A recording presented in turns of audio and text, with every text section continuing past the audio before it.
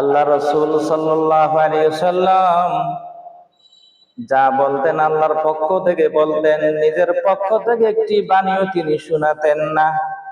সূরা নাজম আয়াত নম্বর 3 থেকে 3, 4, 5 নম্বরে তার প্রমাণ।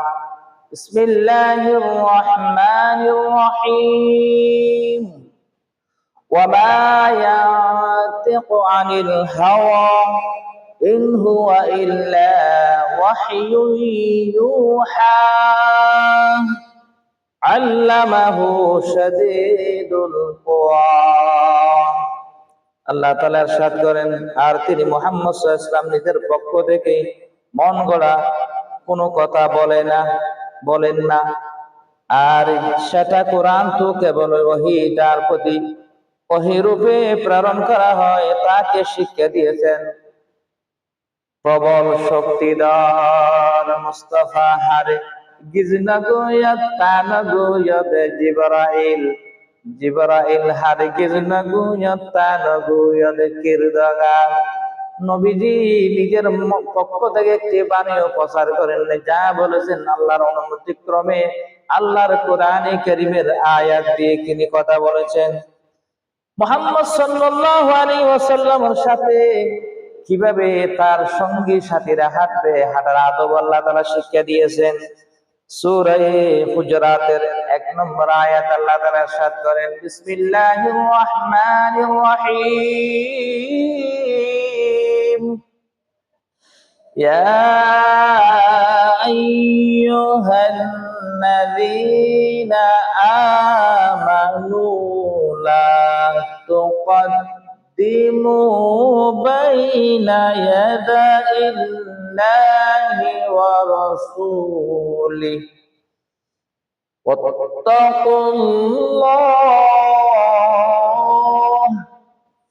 ইন্নাল্লাহা সামিউন আলীম।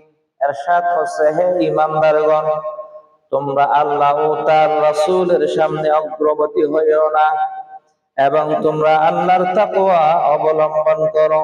নিশ্চয় আল্লাহ পাক সবকিছু শুনেন এবং দেখেন। সূরা হুজুরাত 1 নম্বর আয়াত। রাসূলুল্লাহর সাথে কিভাবে হাঁটবে তার আদব আল্লাহ তাআলা শিক্ষা দিয়েছেন।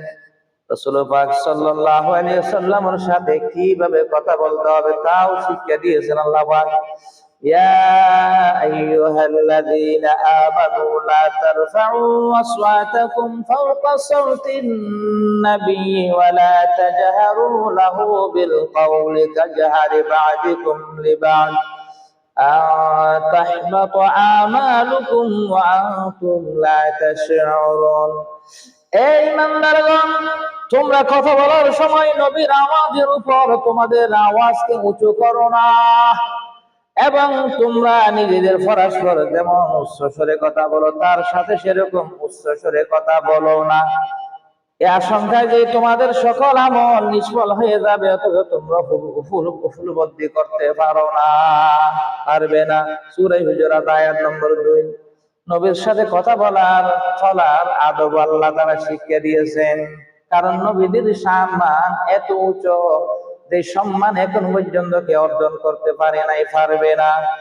রাসূল পাক সাল্লাল্লাহু আলাইহি ওয়াসাল্লামের সাথে আস্তে এবং ভদ্রতার সাথে কথা বলার উপকারিতা রয়েছে। আল্লাহ তাআলা বলেন, ইন্নাল্লাযীনা ইয়াগুদ্দুনা আসওয়াতাহুম ইনদা রাসূলিল্লাহ উলাইকাল্লাযীনা ইমতাহানাল্লাহু কুলুবাহুম লিত্তাকওয়া লাহুম মাগফিরাতুন ওয়া আজরুন আযীম। আল্লাহ তাআলা ইরশাদ করেন, নিশ্চয় যারা আল্লাহর রাসূলের নিকট নিজেদের আওয়াজ অবনমিত রাখে, আস্তে আস্তে কথা বলে, আল্লাহ তাদের অন্তরগুলোকে তাকওয়ার জন্য বাছাই করেছেন। তাদের জন্য রয়েছে ক্ষমা ও মহা পুরস্কার। এমন একজন নবীর উম্মত হয়েছি যে নবীর সাথে কথা বললে আদবের সাথে বলতে হয়, তাও আল্লাহ শিক্ষা দিয়েছেন। মহানবী হযরত মুহাম্মদ মুস্তাফা সাল্লাল্লাহু আলাইহি ওয়াসাল্লাম আমাদেরকে সঠিক পথ প্রদর্শন করেছেন। আল্লাহ তাআলা কোরআন কারীমের সূরা হুজুরাতের 7 নম্বর আয়াতে তাও ইরশাদ করেছেন, ওয়া'লামু আন্না ফীকুম রাসূলুল্লাহি লাউ يطيعكم في كثير من الأمر لعنتم ولكن الله حبب إليكم الإيمان وزينه في قلوبكم وكره إليكم الكفر والفسوق والعصيان أولئك هم الراشدون। আর তোমরা জেনে রাখো যে তোমাদের মধ্যে আল্লাহর রাসূল রয়েছে, সে যদি অধিকাংশ সময় তোমাদের কথা মেনে নিত তাহলে তোমরা অবশ্যই কষ্টে পতিত হতে, কিন্তু আল্লাহ তোমাদের কাছে ঈমানকে প্রিয় করেছেন এবং তা তোমাদের অন্তরে সুপ্রসারিত করেছেন। আর তোমাদের কাছে কুফরি, পাপাচার ও অবৈধতামুকে অপছন্দনীয় করে দিয়েছেন। তারাই সত্য পথপ্রাপ্ত অর্থাৎ হেদায়েত প্রাপ্ত। রাসূলুল্লাহ সাল্লাল্লাহু আলাইহি ওয়াসাল্লামের সম্মান বুঝতে হবে। রাসূলের সম্মান বুঝার জন্য আশিক হতে হবে, পাগল হতে হবে, প্রেমিক হতে হবে। প্রেমিক ছাড়া কেউ বুঝে না।